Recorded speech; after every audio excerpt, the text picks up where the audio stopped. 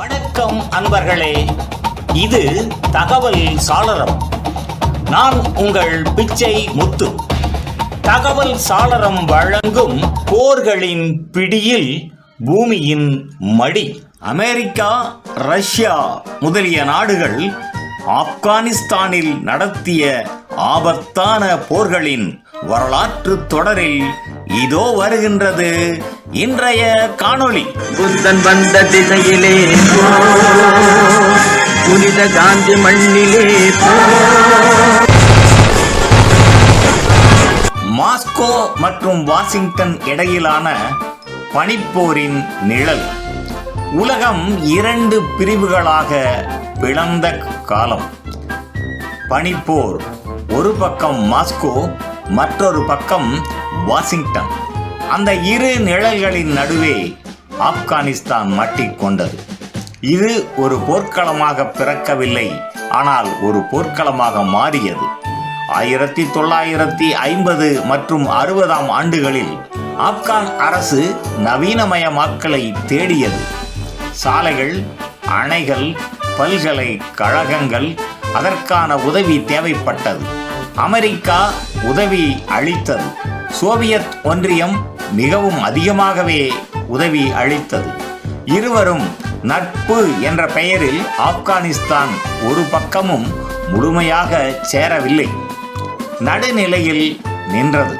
ஆனால் நடுநிலை எளிதானது அல்ல. சோவியத் உதவி மெல்ல மெல்ல ஆழமாக இறங்கியது. படை பயிற்சி, ஆயுதங்கள், அரசியல் பாதிப்பு. நகரங்களில் மாற்றம் தோன்றியது. புதிய சிந்தனைகள், புதிய இளைஞர்கள். ஆனால் மலைகளில் பழைய உலகம்.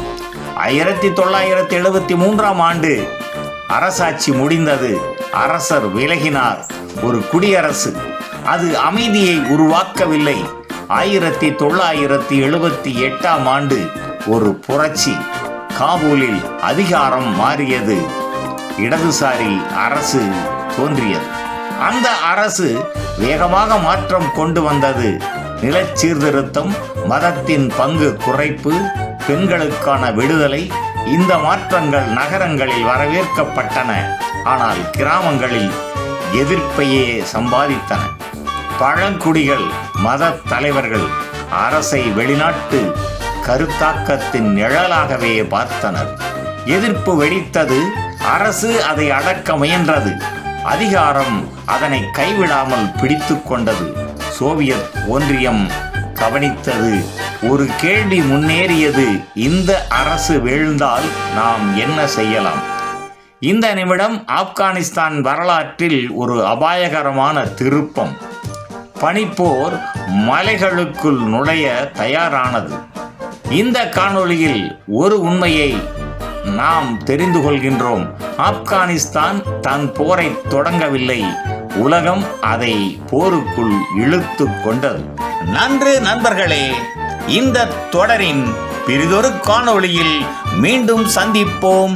நன்றி, வணக்கம். புதியதோர் உலகம் செய்வோம்.